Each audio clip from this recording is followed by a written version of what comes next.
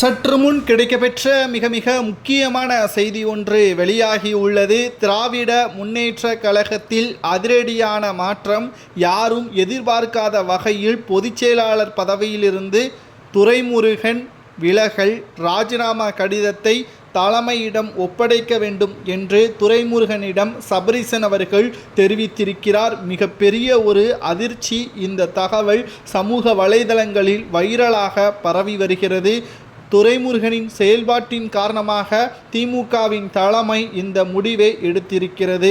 திமுகவின் முழுவதுமாக கொத்தடிமை என்ற இடத்தில் முதலாவது இடத்தில் இருக்கக்கூடியவர் துரைமுருகனுக்கு இந்த நிலைமையா என்றும் தொண்டர்கள் தற்பொழுது அதிருப்தியில் இருக்கிறார்கள்.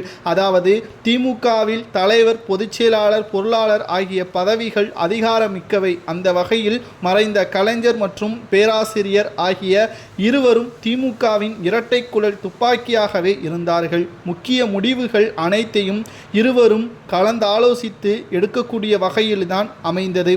அவர்களது மறைவிற்கு பிறகு பொதுக்குழு செயற்குழுவில் ஆலோசித்து முடிவுகள் எடுக்கப்பட்டன. அணுகுமுறைகள் திமுகவில் தொடர்ந்து வந்த நிலையில் துரைமுருகன் மீது சமீப காலமாகவே அதிருப்தியும் இருக்கிறது. திமுகவின் தலைமை இதற்கு பல காரணங்களும் சம்பவங்களும் இருப்பதாக சொல்லப்படுகிறது. இப்படிப்பட்ட சூழலில்தான் பொதுச்செயலாளர் பதவியிலிருந்து விலகுமாறும் அதற்கான விலகல் கடிதத்தை தலைமைக்கு அனுப்புமாறும் துரைமுருகனுக்கு தலைமை உத்தரவின் பேரில் சபரீசன் தரப்பில் இருந்து தகவல்கள் தற்பொழுது கிடைக்கப்பெற்றுள்ளது.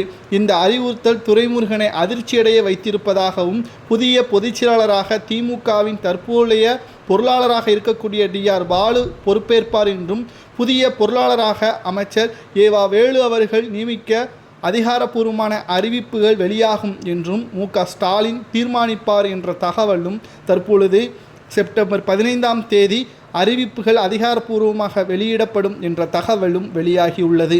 துரைமுருகனுக்கு முக்கிய பதவிகள் வழங்கப்பட்ட நிலையில் அனைத்தும் பறிக்கப்படுவதற்கு காரணம் உதயநிதிதான் என்றும் கடைசியில் டிஆர் பாலு உடல்நிலை குறைவின் காரணமாக இருப்பதால் எப்படியும் அவரும் இன்னும் ஒரு சில வருடங்களில் ஓய்வு பெறுவார், அந்த இடத்தில் உதயநிதி பொறுப்பேற்பார் என்ற தகவலும் தற்பொழுது கிடைக்கப்பெற்றுள்ளது.